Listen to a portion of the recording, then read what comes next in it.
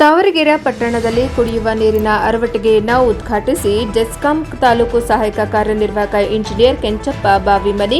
ಕುಷ್ಟಗಿ ತಾಲೂಕಿನ ತಾವರೆಕೆರೆ ಪಟ್ಟಣದಲ್ಲಿ ಜೆಸ್ಕಾಂ ಇಲಾಖೆಯಿಂದ ಸಾರ್ವಜನಿಕರಿಗೆ ಕುಡಿಯುವ ನೀರಿನ ಅರವಟ್ಟಿಗೆಯನ್ನು ಜೆಸ್ಕಾಂ ತಾಲೂಕು ಅಧಿಕಾರಿಗಳಾದ ಶ್ರೀ ಕೆಂಚಪ್ಪ ಬಾವಿಮನಿ ಉದ್ಘಾಟಿಸಿ ಮಾತನಾಡಿ, ಅಧಿಕಾರಿಗಳು ಗ್ರಾಹಕರಿಗೆ ನೀರಿನ ದಾಹ ನೀಗಿಸುವ ಅರವಟ್ಟಿಗೆ ಇದಾಗಬೇಕು.